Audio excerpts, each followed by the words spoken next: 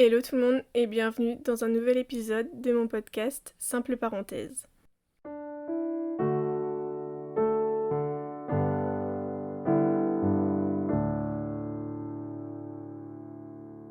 Je suis un peu émue de tourner cet épisode parce que ça va être le dernier que je tourne en Nouvelle-Zélande.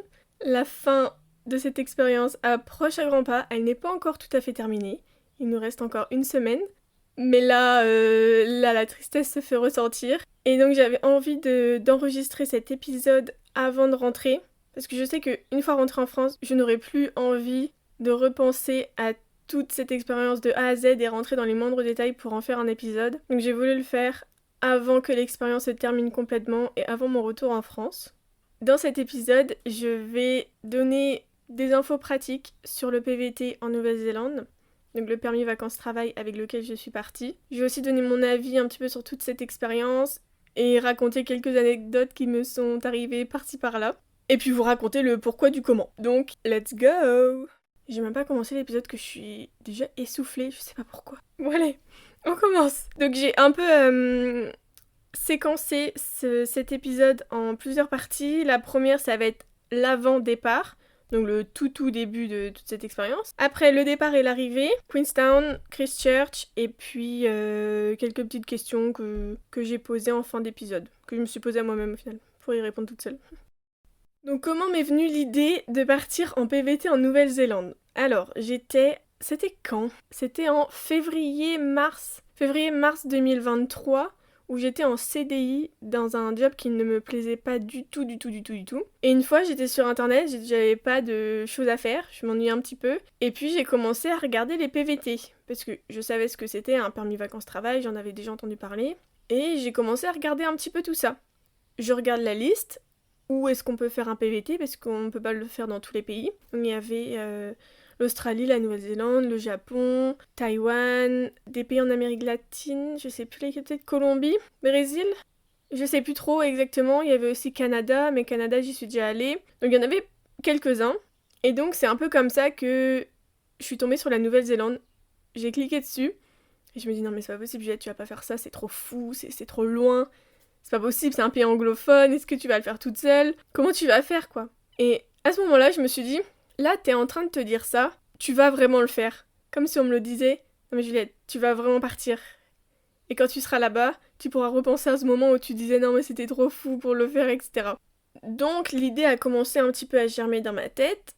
Ça a pris quelques minutes, hein. Ça n'a pas pris beaucoup de temps. Et donc je me suis renseignée sur le PVT en Nouvelle-Zélande. La première chose que j'ai regardée, c'était à savoir s'il y avait des insectes.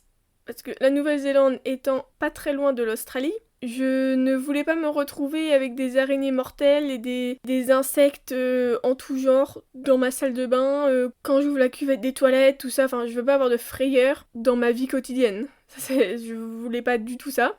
Donc la première recherche que j'ai faite sur internet, c'était à savoir s'il y avait des animaux mortels en Nouvelle-Zélande. Et non, il n'y en a pas. Ils les ont tous éradiqués. Ça, c'est une bonne chose. Donc ça, c'était la première recherche que j'ai faite. En fait, le choix a été fait, hein, finalement. Je me suis dit, pourquoi pas la Nouvelle-Zélande? Donc ça a commencé à prendre forme dans ma tête, tout ça. J'ai fait des recherches aussi sur le PVT. Donc le PVT, c'est un visa vacances-travail qui est très facile à avoir et qui coûte pas très cher. On peut l'avoir, alors ça dépend des pays, ça dépend de la nationalité, mais si t'es français et que tu veux aller en Nouvelle-Zélande, tu peux le faire et tu peux le demander entre tes 18 ans et tes 30 ans. Si tu n'as jamais demandé de PVT avant en Nouvelle-Zélande, et si tu n'y es jamais allé en PVT, j'ai payé le mien en euros 251, soit 480 $ NZ, et en faisant mes recherches pour cet épisode, j'ai vu qu'il avait explosé, il est passé à 400 €, c'est super cher, en un an et quelques de différence, et 770 $. Je trouve ça extrêmement cher maintenant. Plus ça va et plus ça augmente. Donc pour ça, il faut avoir quand même quelques petites économies avant de partir. C'est obligatoire d'en avoir. Ils en demandent 4000 à 5000 $ NZ, ce qui fait environ 2500. Et en plus, le prix du billet d'avion de retour. Donc il faut que tu aies 2500 si tu as déjà un billet. Ou alors il faut que tu aies 2500 en plus d'un billet. Enfin, je sais plus trop, mais en gros, il faut 2500 € environ. Et moi, je conseille d'en avoir un peu plus quand même. J'étais à plus de 6000 peut-être au début de mon aventure en Nouvelle-Zélande. Après ça dépend aussi de ce que tu veux faire. Si tu veux travailler direct et rester dans la ville dans laquelle t'es, ben ça peut le faire. Mais si tu veux acheter une voiture, si tu veux acheter un van, si tu veux visiter un peu avant de travailler, tout ça, pour éviter que tu te retrouves dans le rouge, parce que la Nouvelle-Zélande c'est super cher. Dépendamment de la ville dans laquelle tu es, les loyers, les courses, c'est extrêmement cher. Il y a un moustique, je vais le tuer. J'espère qu'il va pas revenir. C'est assez cher. Donc pour ça, pour être bien et pour pas avoir le stress aussi de se dire il faut à tout prix que je trouve un travail, sinon je vais me retrouver à la rue, avoir un petit matelas plus confortable, c'est toujours bon à prendre. Pour le PVT en Nouvelle-Zélande, il n'y a pas de place limitée. C'est pas comme le Canada, où le Canada il y en a tant par session et c'est sur tirage au sort. Là il y en a pas. C'est hyper rapide à l'avoir, mais je reviendrai là-dessus un petit peu après. Donc après avoir emmagasiné toutes ces informations, je me suis dit mais Juliette, est-ce que tu vas le faire toute seule? Tu vas partir toute seule? Je suis déjà partie au Québec toute seule à 19 ans, mais le Québec, il n'y avait pas la barrière de la langue. Et en arrivant en Nouvelle-Zélande, et en voulant partir en Nouvelle-Zélande, j'avais pas un très bon niveau d'anglais. Donc j'ai fait un petit peu mes recherches et j'ai demandé à 2-3 amis si elles voulaient partir avec moi. Et Gwen, une de mes meilleures amies, m'a dit ok, je le fais avec toi. Et c'est comme ça que tout est parti. Donc là, on était environ en juin, quand elle m'a dit oui, mai-juin. En juillet, on a fait notre demande de permis international qui est gratuite. La demande est totalement gratuite. Ça, c'est une très bonne chose. La moins bonne chose, c'est que le délai pour recevoir ce permis est de 7 mois. Donc il faut se prendre un petit peu à l'avance. Donc là, c'était en juillet. En septembre, on a fait notre demande de visa. Le délai est de moins d'une semaine, donc c'est super rapide. Il pose quand même des questions. Bon, bah voilà, est-ce que vous avez déjà été reconnu coupable d'un crime? Est-ce que vous avez déjà effectué une peine de prison? Ce genre de choses. Enfin, classique, quoi. Je réponds à ce genre de questions tous les jours. Et puis, chose très importante, bien attendre de recevoir son visa avant de réserver les billets d'avion. Parce qu'on sait jamais, ils peuvent prendre plus de temps que prévu, ils peuvent te refuser pour quelque chose dont tu n'étais pas forcément au courant et tu te dis ah bah mince, ils m'ont refusé, maintenant comment je fais, j'ai le billet d'avion. Donc voilà, bien important d'attendre d'avoir son visa avant de faire les achats des billets d'avion. Et quand tu reçois ton visa, donc nous on l'a reçu en septembre ou octobre, tu as 1 an pour partir, mais il est valable au moment où tu pars pendant 1 an. Donc on l'a obtenu en septembre, donc on avait jusqu'à septembre pour partir, mais on est parti en février, donc il est valable jusqu'en février de l'année d'après. L'assurance maladie est aussi très importante et obligatoire. Ils peuvent même te demander une preuve à l'aéroport. Ça nous est pas arrivé. C'est peut-être très rare, mais on sait jamais, ça peut arriver. Et puis c'est super important d'avoir une assurance maladie parce qu'ici les soins ça coûte super cher. Je raconterai aussi la péripétie qui m'est arrivée, mais j'avais payé très cher. Et on a pris l'assurance maladie Globe PVT, on a payé 396 € pour 12 mois. Et on est très bien couvert. Donc là-dessus, je conseille.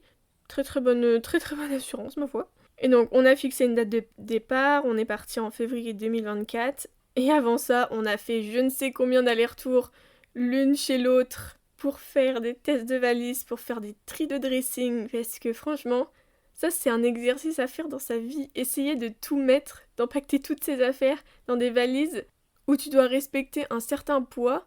Et après te séparer de choses, ça c'est pas facile. Ça apprend à vivre avec moins de choses possibles finalement.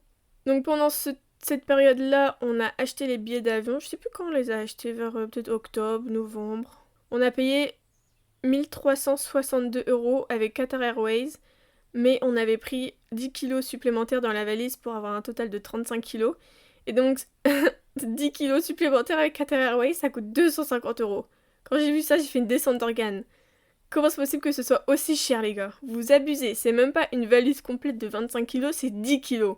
Donc on s'est limité là-dessus aussi parce qu'on voulait en prendre plus, mais le prix nous a empêché de le faire. Donc après que toutes ces petites demandes de papier, de visa et de billets d'avion ont été faites, on a choisi la ville où s'installer. Donc on a fait pas mal de recherches. La Nouvelle-Zélande, c'est 2 îles différentes, l'île du Nord et l'île du Sud. Il n'y a pas de route pour les rejoindre, donc il faut prendre l'avion ou le bateau. Donc l'île du Nord, pour vous donner une idée, c'est un petit peu plus urbain. Il y a plus de villes, il y a plus de routes bien construites. Je pense qu'il y a plus de monde aussi. Je sais pas combien il y a d'habitants dans l'île du Nord, faudrait que je regarde. Mais c'est beaucoup plus urbanisé que l'île du Sud, qui est beaucoup plus sauvage. Et le temps, j'ai l'impression qu'il est un petit peu plus humide aussi, dans l'île du Sud que dans l'île du Nord. Et donc, au début, on voulait aller vivre à Wellington. Mais on a vu que c'était une des villes les plus vantées au monde. Donc on s'est dit que non, on n'allait pas aller à Wellington. Et on s'est arrêté sur Queenstown. On a voulu atterrir à Auckland directement grâce à des conseils qu'on a vus d'autres personnes qui étaient parties en Nouvelle-Zélande. Pourquoi Auckland? Pour pouvoir faire les premières démarches administratives plus facilement. Mais en fait, on s'est rendu compte qu'on pouvait très bien le faire ailleurs. On peut très bien le faire à Christchurch, on peut le faire à Wellington, on peut le faire à Queenstown. Juste se renseigner s'il y a des banques et s'il y a des opérateurs téléphoniques pour pouvoir avoir un numéro de téléphone. Mais sinon, on n'a pas besoin d'atterrir à Auckland pour le faire. Donc c'est ça aussi, avant de partir, moi j'avais déjà mon forfait téléphonique qui était valable à l'étranger. J'ai le forfait free à 20 € depuis des années, même au Canada je l'avais. Et on a 35 gigas d'internet à l'étranger et ça c'est incroyable parce que les gigas ici d'internet, ça coûte extrêmement cher. Vraiment, on paye une blinde un forfait téléphone pour avoir à peine 8 gigas peut-être. Il y a encore le moustique. Donc oui, à peine 8 gigas pour peut-être 40-50 $ de forfait, ce qui fait plus de 20 €. Je trouve ça super cher. Donc le forfait téléphonique c'était fait. Et donc maintenant on vient au moment où tous les papiers sont faits et il nous reste plus qu'à s'organiser pour le départ. Et puis chose très importante à faire avant un départ, une to-do list. Donc voici la mienne. Je vais vous partager ma liste de choses à faire avant un départ à l'étranger pour une longue durée. Prendre un rendez-vous chez le dentiste, très important. Mais ça en général il faut le faire avant de faire la to-do list parce que le délai pour avoir un rendez-vous chez un dentiste c'est très long. Un rendez-vous chez le médecin pour avoir une ordonnance pour tous les médicaments. Ça aussi c'est très important. Récupérer tous les médicaments dont tu auras besoin pour 1 an. Résilier la mutuelle. Parce que du coup j'étais au chômage à ce moment-là et donc j'avais une mutuelle indépendante chez Groupama. Par la même occasion, baisser l'assurance voiture au minimum. Parce que ma voiture du coup je vais pas l'utiliser en France. Donc autant baisser son assurance au minimum. Imprimer les papiers importants style visa, anglais, français. Et puis le passeport. Ce genre de choses si jamais tu perds ton passeport, si jamais... Voilà, on n'est jamais à l'abri d'un petit pépin lors d'un voyage. Ça me rassure, moi, d'avoir une petite copie de tous ces papiers. Faire régler les lunettes. Très très important quand on a des lunettes, parce que ça c'est super chiant d'aller dans un pays que tu connais pas. Dans une langue, tu te débrouilles, mais c'est pas encore tout à fait ça. Pour aller faire régler des lunettes. Oh là là, ça c'est un truc que je repousse et au final que je fais jamais. La preuve, je me suis assise sur mes lunettes en mai-juin de l'année dernière. Je suis jamais allée les faire régler. Voilà. Même quand je rentre en France la semaine prochaine, j'irai la semaine prochaine. Point suivant, aller à la bibliothèque pour ramener les livres empruntés pour éviter que on ait des frais à ne pas ramener les livres parce qu'on les a oubliés chez nous. Très important si on a une carte à la bibliothèque. Une demande de preuve de fonds à la banque. Ça aussi, ça peut être demandé à l'aéroport. On ne sait jamais. On n'est pas à l'abri. Et important de le faire en anglais. Si tu vas dans un pays anglophone. Et puis faire mes ongles. Pas indispensable, mais bon, ça fait toujours plaisir. Donc voilà pour ma petite to-do list avant départ. Elle n'est pas exhaustive, hein. Il peut y avoir plein d'autres points à ajouter, mais c'est sympa de la partager. Avant le départ, maintenant, c'est le départ. Wow. On a fait Paris-Doha, Doha-Auckland, une 30aine d'heures de voyage. Faire attention, je reviens sur le forfait téléphonique, faire attention aux pays qui sont inclus dans ton forfait téléphonique. Parce que moi je me suis pris un hors forfait de 60 € à Doha. Parce que le Qatar n'était pas du tout inclus dans mon forfait. Voilà. Donc j'ai dû peut-être rester 4-5 minutes sur mon téléphone, hein, ça monte très très vite. Faire attention à ça. Et puis quand on est monté pour faire le vol de 15 heures, très long, 15 heures de vol, très très long, on s'est retrouvé à côté d'un mec bourré dans l'avion. C'était super. Après ça, on nous a changé de place et on était beaucoup mieux. Et on nous a offert un petit chocolat à la fin. pour s'excuser un petit peu de ce petit problème. Je pense qu'on est passé à ça d'avoir un surclassement. Parce que le mec était vraiment bourré. Il était bourré et il nous a emmerdés pendant... Je sais même pas combien de temps on est resté à côté de lui, peut-être 1 ou 2 heures. C'était... On s'est dit on va pas tenir 15 heures comme ça. Hein. Donc bon, après on nous a changé de place. Tout va bien. Pour le décalage horaire de la France et de la Nouvelle-Zélande, il y a 10 ou 12 heures en fonction de la saison. Là ça va être l'été en France et l'hiver en Nouvelle-Zélande, donc il y a 10 heures de décalage. Et sinon c'est 12. Je préfère le décalage horaire de 10 heures que de 12 heures. C'est plus facile pour appeler la famille. Donc voilà, après ce petit périple en avion, on est arrivé à l'aéroport à 4 heures du matin. On a mangé un McDo. N'importe quoi. Et là, on a été déprimés en voyant Auckland. C'est vraiment pas du tout ce à quoi je m'attendais en arrivant en Nouvelle-Zélande. Je rêvais d'espaces verts, de montagnes, de beaux paysages, et je vois Auckland. Je me dis, on s'est foutu de ma gueule. J'étais pas la seule à qui ça s'est arrivé, mais Auckland n'est pas la Nouvelle-Zélande. Auckland, le centre-ville n'est pas la Nouvelle-Zélande, et même autour d'Auckland, il y a des choses sympas à faire, que j'ai pas fait, d'ailleurs, j'ai toujours pas fait ces activités-là, mais apparemment il y en a, donc je fais confiance. On arrive à Auckland, tranquillement, on prend le taxi, tout ça, tout ça. On avait réservé 2 semaines en auberge pour pouvoir donc faire les premiers papiers importants quand t'arrives dans un nouveau pays. Ça, je le conseille, avoir un pied-à-terre pendant quelques jours pour éviter de te retrouver trop dans le stress et trop dans le rush de trouver un appart et de faire tout ça parce que déjà, il faut que tu te remettes de ton voyage en avion, du jet lag, etc. Nous, à 15 heures, on était fatigués, mais on n'en pouvait plus, on voulait dormir. Et au moins, ça nous rassurait d'avoir un logement pour les 2 premières semaines. Et c'était vraiment pas cher. Auckland, du coup, c'est bien, ça tu peux trouver tes auberges pas très chères pour rester plusieurs nuits. Donc ça, c'est quand même un bon point si t'atterris à Auckland. Et donc, le temps qu'on s'acclimate un petit peu à la nouvelle vie et faire les papiers. Donc, il y a une chose à faire très importante, c'est le numéro IRD. C'est l'équivalent du numéro fiscal en France. C'est grâce à ça que tu vas pouvoir trouver un travail et ouvrir un compte bancaire. Et ça, tout se fait en ligne. Et attention à bien checker dans tes spams si tu l'as pas reçu ton numéro parce que nous on l'avait attendu pendant plusieurs jours, on l'avait toujours pas reçu alors qu'on avait tout fait bien. Et en fait il était dans nos spams et à 2 autres personnes aussi donc ça peut arriver. Après ça on peut aller ouvrir un compte bancaire, donc il y a plusieurs banques, il y a ANZ, BNZ, Westpac, KiwiBank. Toutes les banques ont des différentes demandes lorsque tu ouvres un compte, certaines vont te demander un contrat de travail. Certaines vont te demander une preuve de résidence. Mais la KiwiBank, tu peux utiliser l'adresse de ton auberge dans laquelle tu restes et ton numéro IRD où il y a marqué ton adresse du coup pour pouvoir ouvrir le compte en banque. Donc ça vraiment la KiwiBank je conseille. C'est gratuit l'ouverture d'un compte. C'est super simple. Tu recevras une carte débit que tu pourras juste swiper ou insérer. Tu pourras pas faire du sans contact et tu pourras pas payer sur internet avec. Mais tu peux après commander une autre sur internet. Donc tu seras obligé de payer avec ta carte française du coup. Quoique c'était peut-être gratuit, je sais plus.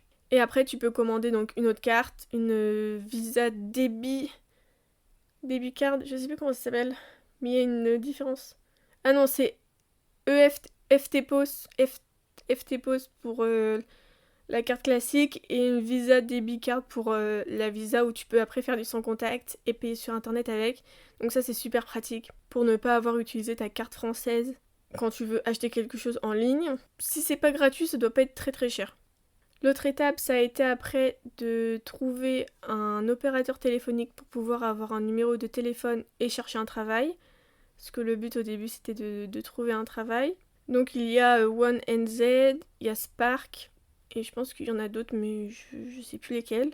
Nous on avait pris OneNZ et c'était un forfait que tu pouvais recharger tous les mois en fonction de ta consommation et en fonction de ce que tu avais besoin. C'était cher, mais ça permet de pouvoir contacter les employeurs parce que sinon c'est trop compliqué de trouver un travail. Et puis après avoir fait tout ça, on avait un petit peu fait tout ce qu'il y avait à faire au Auckland, dans les papiers. Et on avait déjà prévu de bouger à Queenstown pour s'installer, y vivre et trouver du travail. Donc là, on s'est mis dans une recherche intensive d'appartements, mais très intensive. Ça a été très compliqué parce que, du coup, il y a une petite histoire là-dessus. là-dessous. Queenstown, c'est très populaire, c'est très demandé par les voyageurs. Ils vont souvent là-bas pour y travailler.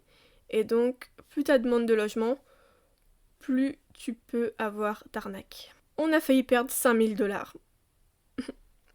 Je vous raconte l'histoire. Donc, on se pose dans des Starbucks pour travailler, pour boire un petit café, pour manger un petit cinnamon roll. Et là, à la fin, Gwen qui me dit « Juliette, je nous ai trouvé un appart. » Et un appart trop bien. 2 chambres, 2 salles de bain, hyper grand, trop beau pour être vrai. Avec tout ce qu'on avait vu avant, trop beau pour être vrai. Sauf qu'en échange, c'est Gwen qui s'occupe des échanges par mail avec la fille. On échange. Et là, elle commence à nous demander un acompte. Alors, non, elle commence à nous demander le loyer, le premier loyer, chacune. Donc on était déjà peut-être à 1 000 $. Un acompte, plus... C'était 1 ou 2 mois de loyer qu'elle nous demandait. Bref, c'était exorbitant. Donc je me dis, moi je vais pas verser de l'argent comme ça à une personne que je connais pas, je l'ai jamais vue, j'ai pas vu l'appart, c'est trop bizarre.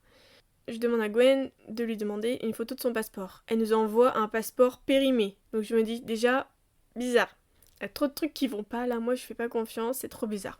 Sauf qu'elle nous fait signer un contrat de location. Donc ok, je me dis, sérieux, il y a un contrat? Ok. Bah de quoi j'ai peur? Je peux pas craindre, on a un contrat. Et sauf qu'elle voulait un virement, et je sais plus comment. Ah oui, on n'avait pas encore de sous sur notre compte bancaire, donc il fallait qu'on fasse des transferts d'argent, retirer de l'argent, ça nous a coûté cher en plus de faire ça de notre carte bancaire française. Et donc le temps qu'on fasse tout ça, etc., on était peut-être samedi ou dimanche? On était dimanche, et on partait le mardi, on avait déjà nos billets d'avion. On était le dimanche. Le mardi, on devait arriver à Queenstown, et on n'avait pas de logement. Et elle nous envoie le dimanche, j'annule le contrat de location, j'ai trouvé une autre personne qui m'a payé directement. Et en fait, moi j'avais dit à Gwen, moi je vais pas payer, donc dis-lui qu'on lui payera à l'arrivée, mais qu'on va pas payer en avance. Et en fait, elle a très bien compris qu'on n'allait pas payer, donc elle s'est dit, bah tant pis, je laisse tomber quoi, j'arriverai pas à les avoir. Donc on s'est retrouvés 2 jours avant, sans logement, et là ça a été la grosse panique. Là j'ai pleuré. Et là je me dis, oh là là, comment on va faire? Comment on va faire? Donc là, on pleure un peu. Et après, on redouble d'efforts pour rechercher un appart, rechercher quelqu'un qui nous prend, enfin, avoir un logement et pas finir sous un pont, quoi. Pas après tous ces efforts. Et donc, on a fini par trouver une Française qui avait une chambre de dispo parce que ses enfants étaient retournés en France pendant un petit temps avec leur père. Et donc elle nous a hébergés pendant 2 semaines et ça a été trop bien, c'était une superbe maison, une vue magnifique, trop cool, on avait notre propre salle de bain, etc. Donc vraiment, ne pas perdre espoir. Donc voilà, après donc on arrive à Queenstown, on s'installe dans cette maison. Et donc là, l'objectif, ça a été directement de trouver un job et de trouver un appart et de trouver une voiture. Ça a fait beaucoup d'un coup. Avoir l'appart, la voiture et le job à chercher en même temps, être sur tous les fronts, c'était très stressant, très angoissant et c'était dur. Ce moment-là, c'était très dur quand même. Arriver dans un pays que tu connais pas, devoir recommencer tout à zéro, j'adore, mais devoir tout faire en même temps, c'est compliqué à gérer. Heureusement qu'on était 2, heureusement que j'étais avec Gwen parce que sinon ça aurait été hyper dur, je pense. Encore plus dur. Donc dès le lendemain de notre arrivée, on se munit de nos CV et puis on va faire tout le tour de Queenstown. On est arrivé en avril, pas du tout. On est arrivé en mars. Et c'était la fin de la saison d'été, mais pas encore le début de la saison d'hiver. Donc ils étaient pas vraiment en recherche de main d'œuvre. Et puis ça a été un petit peu plus compliqué que prévu aussi avec mon niveau d'anglais de trouver un job. Mais j'ai fait des entretiens. Et j'étais très fière de moi de réussir à faire un entretien de 30 minutes en anglais. Peut-être que ça n'a pas été parfait, mais au moins je l'ai fait. Et il y a quelques années, je n'aurais pas été capable du tout de le faire. Même pas d'y aller. Et donc, franchement, rien que pour ça, je suis super fière de moi à ce moment-là. Arrive le moment où j'ai un entretien, non, pas un entretien, mais un essai dans un restaurant. Ça, c'est très courant qu'ils fassent des essais d'une soirée pour voir comment tu gères 1 heure, 2 heures, peut-être, ça dépend, ou plus. La première heure, elle est pas payée en général, et après, si tu restes plus longtemps, ils te payent. Et donc, je fais un premier essai dans un restaurant au bord du lac. Vraiment très hypé, le fish and chips il coûtait 45 $, enfin c'est abusé, ça m'a marqué. Et je suis ressortie de cet essai en pleurant parce qu'en fait elle m'a dit bah ça va pas, ton niveau d'anglais, faut que tu l'améliores encore et t'es pas assez dynamique, etc. Donc Je suis ressortie de là, il était 22h, je devais prendre le dernier bus, parce qu'on devait prendre un bus pour rentrer chez nous, et le bus il passait une fois tous les 5 matins, une fois tous les 4 matins, pardon. Donc je suis sortie de là, j'étais en pleurs, je suis rentrée, j'étais en pleurs, et là je me suis dit, coup dur, mais il y avait quelqu'un, une amie de mes parents qui m'avait dit avant de partir, il faut pas que tu perdes ton objectif de vue, ce sera pas forcément facile tous les jours, mais il faut que tu tiennes le coup et que tu ailles jusqu'au bout. Et ça m'a trop remotivée. Donc là, j'étais déprimée pendant la soirée. Mais à côté de ça, j'avais eu un autre appel, un autre retour d'un autre restaurant. Donc j'avais fait un essai là-bas le lendemain, je crois. Mais vraiment, ça aussi, ça prouve une certaine force quand même de pouvoir se relever et de se dire, bah, je suis à 19-20 000 km de chez moi, dans un pays anglophone. Je connais personne à part Gwen. C'est pas facile, mais je vais le faire. Je vais le faire parce que j'ai pas le choix. Je vais faire ce deuxième essai au restaurant et là je me dis qu'en fait non, ça va pas le faire. C'était trop compliqué, il y avait trop de musique, j'arrivais pas à comprendre les commandes et puis la carte elle était aussi longue que mes deux bras réunis. C'était dans un restaurant vietnamien et je n'aime pas du tout la cuisine vietnamienne. Ça fait 5 fois que j'essaye de dire ce mot. Elle m'avait dit, si tu veux, je te reprends encore quelques jours, tu vois comment ça se passe, tout ça, mais je lui avais dit que finalement non. Et j'avais été payée pour cet essai, donc j'étais plutôt contente de moi.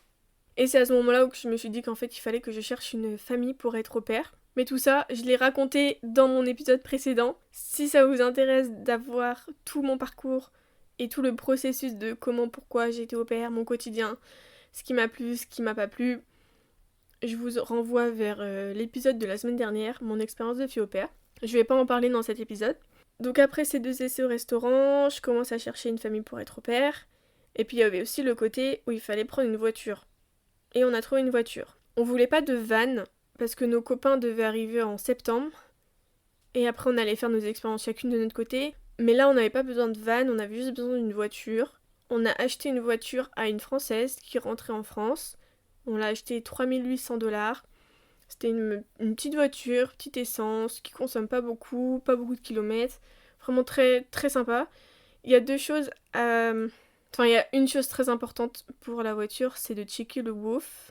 Ça correspond au contrôle technique en France. Le WOF est à faire tous les ans. Et s'il a été fait 3 mois avant que tu achètes la voiture, faut peut-être se méfier un peu. S'il a été fait juste avant que tu achètes la voiture, c'est bon, il n'y a pas de problème, enfin il n'y a pas de quoi s'en méfier. Si jamais tu veux faire un double check, je crois que tu peux aller en faire un chez un garagiste, mais après c'est à toi de le payer. Alors que le WOF est obligatoire et il est obligatoire pour la vente dans tous les cas. Il y a aussi la Rigo. La Rigo, c'est une taxe que tu payes pour avoir le droit de rouler. Donc c'est vraiment juste, ils te prennent de l'argent comme ça pour rien. Donc voilà, on avait la voiture, donc on était soulagés de pouvoir bouger et de pouvoir aussi déménager parce qu'après on était aussi sur le front de chercher un autre logement parce qu'on pouvait rester que 2 semaines là où on était. Donc après on a trouvé chez Margaret. Incroyable, cette dame, elle est vraiment trop drôle. On a trouvé ce logement et là on pouvait rester indéfiniment. Mon avis sur la ville de Queenstown, un peu mitigé parce que elle est magnifique, c'est super beau, il y a le lac magnifique, il y a des montagnes magnifiques juste en face, c'est trop beau, il y a des belles randonnées à faire, il y a de belles choses à voir, mais c'est très touristique parce que c'est un petit peu une ville station de ski. J'ai oublié le mot là, comment on dit quand il y a des villes pas balnéaires mais du coup pour l'hiver et pour le ski. Et donc c'est très ultra trop touristique pour moi. Il y a trop de monde tout le temps. Même en basse saison, il y avait trop de monde. Parce qu'il y a des stations de ski juste à côté. Et la ville est super chère, donc les loyers exorbitants. La nourriture, j'en parle même pas. Je parle même pas du fromage. Enfin ça c'est partout en Nouvelle-Zélande, mais plus spécifiquement à Queenstown qu'ailleurs. Donc voilà, pour toutes ces raisons, j'ai pas voulu rester et je suis partie à Christchurch. Donc j'arrive dans la famille, au père. Christchurch, j'ai beaucoup aimé cette ville. J'habite pas vraiment à Christchurch, j'habite à 20 minutes au nord de Christchurch dans une ferme, mais c'est proche de tout, il y a des stations de ski pas très loin, il y a la mer, il y a le gros centre-ville de Christchurch où tu peux faire tout ce que tu veux, il y a des activités à faire. Moi j'aime beaucoup cette ville, elle est dynamique, et puis il y a aussi une alliance française à Christchurch où tu peux y aller pour faire des activités. Moi j'avais été pour un petit déj bonne maman, donc j'avais mangé des croissants. Et puis j'avais rencontré du monde, donc c'était très sympa. J'avais beaucoup aimé. Et puis ils font plein d'activités, de la pétanque. Il y avait aussi un un marché français avec des produits français. Très très sympa. Et puis j'ai été au ski pour la 2e fois de ma vie ici. La famille m'a amenée au ski. C'était très drôle. Très très drôle. Déjà j'ai rien eu à payer. On m'a prêté des habits de ski. Et on m'a payé tout. J'étais trop contente, j'étais trop refaite, c'était trop bien. C'était ma 2e fois, la première fois c'était au Canada et ça s'était pas hyper bien passé, on va pas se mentir. J'ai eu la peur de ma vie, j'ai cru que j'allais mourir. Mais là, franchement, pas peu fière, hein. Pas peu fière de mon évolution une journée. Le tire-fesse par contre, je déteste ça. C'est vraiment fourbe. C'est le mot. Et puis les parents ont fait un barbecue sur le parking. Ça c'est trop stylé par contre. Ils ont tous des pick-up et ils faisaient tous leur petit barbecue dans le coffre. Je trouvais ça trop stylé. Enfin pas dans le coffre mais du coup dans l'arrière du pick-up. Vraiment trop stylé. J'ai mangé mon meilleur barbecue là-bas. En plein hiver, en plein mois d'août. Et puis l'autre truc c'est que j'avais une relation à distance à gérer avec Louis. Parce que du coup je suis partie en février et on était déjà en couple. Ça c'était compliqué en vrai, la relation à distance, avec sa douceur du décalage horaire, avec 20 000 km qui nous séparent. C'était pas facile. Peut-être que j'en ferai un épisode avec lui pour en parler de tout ça. Et puis un autre point que j'ai un peu moins aimé, c'est que c'était très difficile de rencontrer des gens, de rencontrer des nouvelles personnes. Je suis arrivée en hiver à Christchurch et les groupes Facebook étaient un peu morts. Il y avait personne qui proposait de sortie, il y avait personne qui répondait aux messages. J'ai pas rencontré énormément de monde, en plus que je devais bouger moi à chaque fois et faire 20 à 25 minutes de route pour voir des gens. Ça m'a pas manqué. J'ai pas rencontré énormément de personnes ici. J'en ai rencontré après, plus en été, mais ça m'a pas manqué. J'étais bien dans mon coin, j'ai fait des activités qui me plaisaient. J'avais pas forcément envie de rencontrer des gens, ou du moins de me forcer à y aller, me forcer à faire la conversation, etc. Je préfère quand ça se fait un peu plus naturellement. Et du coup, j'ai fait mes premières séances de pilates ici et j'en suis trop fière. J'en suis trop fière d'avoir de moi-même, de mon plein gré, réservé, y avoir été. Ça aurait été impensable il y a quelques mois. D'aller dans un cours full anglais où j'allais pas forcément tout comprendre. Spoiler alerte, j'ai pas tout compris. J'imitais ce que faisaient les autres du coup. C'était pas des cours privés. Mais ça ouais, vraiment, vraiment trop fière. Trop fière. Et donc l'importance, comme je disais un petit peu plus haut, c'est d'avoir un permis, comme je disais un peu plus haut, comme je disais un petit peu avant, c'est de ne pas partir sans permis international parce que t'es obligé d'en avoir un. Le permis français, il est pas valable, il faut que t'aies la traduction. En fait, c'est juste une simple traduction. Parce que quand tu te fais arrêter, il faut que tu l'aies avec toi. Donc mon anecdote, dans 3, 2, 1, je me suis pris une amende. Voilà. J'en suis pas fière. Mais je l'avoue. Je me suis pris une amende. À toutes les personnes qui disaient que je roulais pas vite, eh bah, détrompez-vous. Je suis une flèche. On ne m'arrête pas. J'ai été flashée à 84 au lieu de 60. Pardon, je m'excuse, vraiment je m'excuse. Et en plus avec une voiture banalisée. On rentrait de la salle de sport. Et en plus c'est une route où tu peux très bien rouler à 80 mais c'est limité à 60 parce que c'est un petit village. Bon bref, évidemment il faut respecter les limitations de vitesse. Et on croise une voiture qui d'un coup s'illumine comme un sapin de Noël un 24 au soir. Et là je dis à Louis, oh bah tiens, il y a les gendarmes. Je regarde dans mon rétro et je vois le gendarme faire demi-tour, me suivre, mettre les sirènes et me demander de m'arrêter. Je n'avais ni mon passeport, ni mon permis international, ni ma carte d'identité. J'avais rien du tout avec moi. Donc il m'a suivi jusque chez moi, jusque là où j'habite. Et puis donc je me suis pris une amende de 170 $. J'ai perdu 30 points sur mon permis NZ. C'est un permis avec des points, tu démarres à 100. Donc là je suis plus qu'à 70. Bon, j'ai encore de la marge mais bon quand même. Donc voilà pour la petite anecdote de l'amende à ne pas reproduire. Et aussi du coup j'en viens à dire qu'il y a énormément de policiers mais très peu de radars. Il y en a beaucoup dans l'île du Nord, mais à Christchurch il n'y en a vraiment pas. Et en plus, ça m'apprendra à dire à Louis quelques jours ou quelques semaines plus tôt, oh bah j'ai jamais vu les gendarmes ici. Ah bah tiens, là tu l'as vu de près ton gendarme Juliette. Super, bon, affaire suivante. Là je fais un rebond sur l'assurance maladie maintenant. Très important parce que j'ai été chez le médecin. Alors j'avais un problème au pied et on partait une semaine après faire un road trip où on allait faire énormément de randonnées et moi j'arrivais plus à marcher, ça me faisait super mal. Donc je me suis dit qu'il vaudrait mieux que j'aille voir un médecin. Sauf que c'est super dur de trouver un médecin qui prend de nouveaux patients et surtout que j'en ai pas besoin, j'ai juste besoin d'une consultation. Donc je suis allée dans une walk-in clinique qui est ouverte toute la journée, et puis après t'as les urgences, et puis tu peux y aller sans rendez-vous, et puis c'est juste un petit bonheur la chance, quoi. Soit t'arrives à un moment où il y a 15 personnes avant toi, et t'attends 3 heures, ou alors il y a personne et t'attends 10 minutes. Comme ça a été mon cas, j'étais trop contente d'ailleurs. Trop contente d'aller chez le médecin, wouhou. J'ai payé 300 $. Conversion environ 170 €. Parce que je n'ai pas de visa. Parce que je n'ai pas de passeport NZ, et donc je suis une expat, et donc je paye 300 $. C'est là donc que l'assurance maladie rentre en jeu. J'ai été remboursée à 100%, j'ai même été remboursée des médicaments, vraiment je n'ai rien eu à payer de ma poche. Enfin j'ai juste eu à avancer les frais, mais après j'ai été tout remboursée donc j'étais trop contente. Vraiment là-dessus il y a zéro problème avec cette assurance maladie. Ils ont tout fait dans les règles, tout fait dans les temps. Je recommande à 100%. Globe PVT. Concernant le temps et la météo en Nouvelle-Zélande, on m'avait averti que ça allait être très venté. Très venté ou très venteux? Attends, venté ou venteux? Bon, c'est un pays très venteux. Mais au final, pas tant que ça, je viens de Bretagne, donc franchement, le vent, ça me connaît. À Christchurch, j'ai été très agréablement surprise du temps. Il a fait très beau, même cet hiver, ça a été super agréable. Il a fait froid, mais je préfère qu'il fasse froid et qu'il ne pleuve pas. Donc franchement, j'étais super contente du temps. Je sais qu'à Queenstown, c'était pas pareil, il pleuvait beaucoup plus. Il faisait froid aussi, je croyais qu'il y a un peu de neige. À Christchurch, il n'y a pas de neige, dans la ville du moins. Donc franchement, là-dessus, moi, j'ai été super contente du temps. Vraiment super contente du temps. Et le vent, bah évidemment, il y en a. Mais ça m'a pas plus que ça dérangé. Après, ça doit dépendre des villes. Comme je disais à Wellington, ça doit être beaucoup plus venté que Christchurch. Donc voilà, ça m'a pas plus que ça dérangé.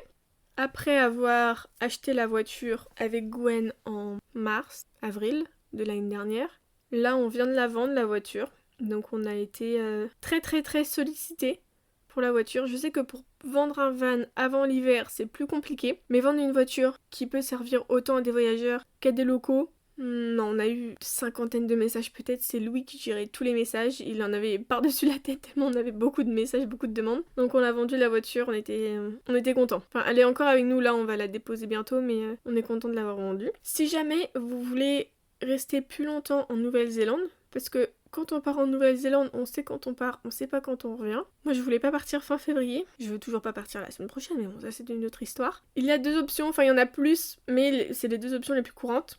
Vous pouvez étendre votre PVT pour 3 mois, à condition d'avoir travaillé 3 mois durant votre année dans le ramassage de fruits, dans l'horticulture ou la viticulture. Et il faut que tu prouves que tu as travaillé 3 mois dans ce domaine-là pour pouvoir bénéficier de l'extension de 3 mois. Ça coûte assez cher, je pense que c'est 450 $ environ, le même prix que le PVT que j'ai payé, donc soit 250 €.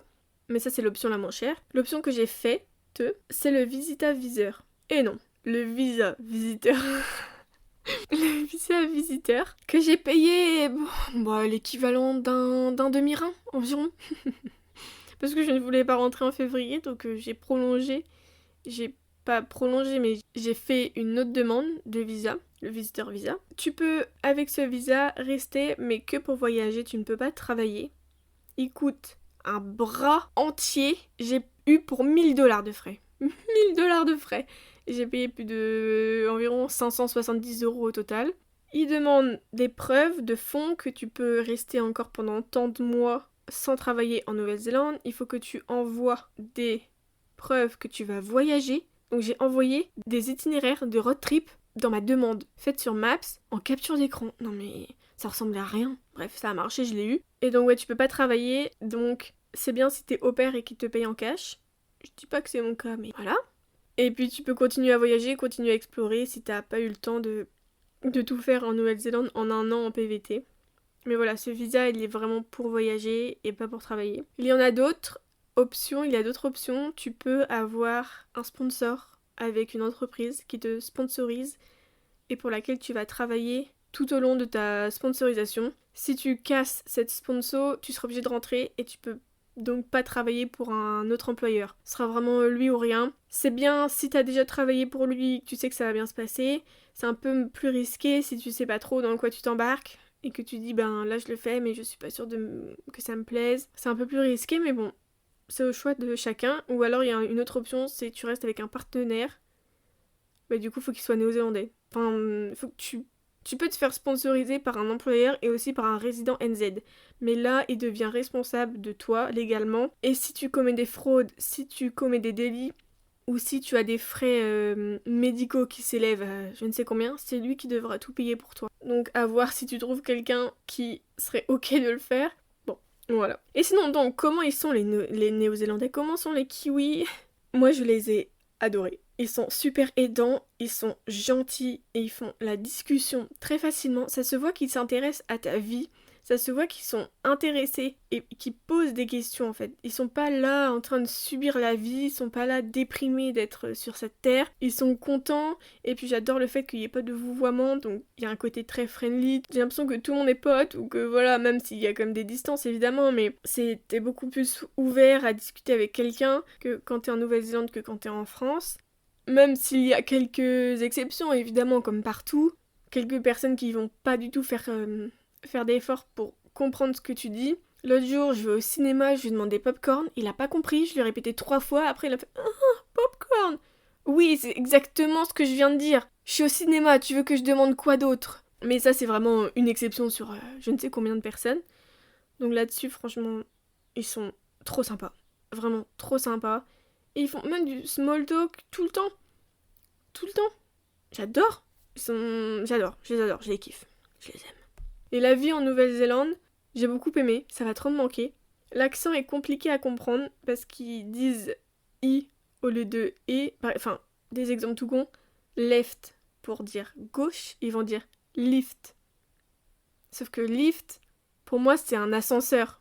Ce genre de truc. Et donc, ça rend la compréhension orale beaucoup plus compliquée. Et je pensais que c'était les Anglais d'Angleterre qui avaient un accent hyper compliqué à comprendre. Mais maintenant, piece of cake. C'est super simple à les comprendre maintenant, les Anglais du Royaume-Uni, voilà. Les Anglais d'Angleterre. Il y a des saisons inversées. Ça a été super drôle à expérimenter. L'hiver en juillet-août et l'été pendant les fêtes. Pour tout vous dire, ça m'a pas changé grand-chose. Hein. Noël, il pleuvait. Donc, bon, on passera pour le barbecue. Les sandflies. Ah bon, on va en parler des sandflies. Ah, parce qu'ils m'ont pourri mes vacances. Les sandflies, c'est des petites mouches de sable. C'était vraiment des petites mouches. Ça ressemble pas du tout à des moustiques, mais ça te mord et tu le sens quand ils te mordent et tu saignes. C'est horrible. J'ai fait des nuits blanches à me gratter jusqu'au sang à cause de ça. À côté, les petits moustiques français là, pouf, c'est du pipi de chat, non, c'est vraiment rien du tout. Ça, c'est horrible par contre. Les sandflies, on en a bouffé pendant le road trip de l'île du Sud, dans la partie sud, où c'était l'été, il faisait plus humide dans cette partie-là, donc il y en avait beaucoup plus. Ça fait 1 heure que je parle. Ça fait 1 heure que je parle. J'ai plus de salive. Il y a du coup un débat existentiel en Nouvelle-Zélande, et pour ceux qui ont voyagé, l'île du Nord ou l'île du Sud. C'est le choix ultime. Alors, ayant vécu dans l'île du Sud pendant quasiment toute mon année, j'ai trop aimé l'île du Nord. Alors que si j'avais habité dans l'île du Nord toute l'année, j'aurais préféré l'île du Sud. Mais avec le road trip dans l'île du Nord qu'on a fait, moi j'ai trop aimé. Amoureuse de l'île du Nord. Mais l'île du Sud a quand même énormément d'atouts. Mon cœur balance et je ne m'exprimerai pas. Et du coup, concernant les villes que j'ai plus et moins aimées, Auckland, pas aimé. Qu'est-ce que j'ai pas aimé sinon? Je crois que c'est vraiment Auckland que j'ai pas aimé. Sinon, il y a des villes qu'on n'a pas faites, on n'a pas été à Napier. Apparemment, il n'y a pas grand-chose à faire là-bas, donc... Et la ville que j'ai préférée, moi j'ai trop aimé Wellington, j'ai trop aimé Christchurch. Christchurch, c'est trop une bonne ville pour y habiter, je trouve. Il y a pas mal d'habitants, il y a plus de 300 000 habitants, mais c'est pas aussi busy que les Queenstown. Et puis, est-ce que ma famille m'a manqué pendant tout ce temps? Parce que là, ça fait 14 mois que je suis en Nouvelle-Zélande. Non, sauf pour Noël. Ma famille m'a énormément manqué pour Noël. Sinon, je ressens pas le manque. Je les appelle très souvent, j'ai énormément de nouvelles, on se parle très très régulièrement. Et aussi le fait que je sois dans une famille avec des parents et des enfants, que j'ai Louis, je ressens pas vraiment le manque. Donc là-dessus, non. Donc voilà, je pense que j'ai tout dit de mon expérience en PVT en Nouvelle-Zélande. J'espère que j'ai tout dit parce que ça fait plus d'1 heure que je parle. J'espère bien. La Nouvelle-Zélande, c'est incroyable et si vous avez l'occasion de venir, d'y séjourner pendant plusieurs semaines quand même parce que ça vaut pas trop le coup de rester juste 2 semaines. Si vous avez l'occasion de venir, venez et faites un road trip dans les deux îles. Vous pouvez pas partir sans avoir vu l'une ou l'autre. Elles sont complémentaires et il faut les voir toutes les deux. Elles ont chacune leur atout et on peut pas leur enlever. Non, c'est un choix impossible à faire. Il faut visiter les deux. Il faut visiter les deux quand on vient en Nouvelle-Zélande. Donc voilà pour cet épisode. Le dernier du coup, que j'enregistre en étant à l'autre bout du monde. Ça va me faire trop bizarre là de rentrer. Je vais être trop triste. On parle la semaine prochaine. Retour à la vie, French life. Oh, j'ai hâte de manger du fromage. Oh là là là là là là. J'en rêve la nuit de rentrer dans un supermarché, d'ouvrir un camembert et de taper un gros croc dedans sans savoir que je vais pas faire un gros trou dans mon porte-monnaie par la même occasion. J'ai trop hâte pour le fromage.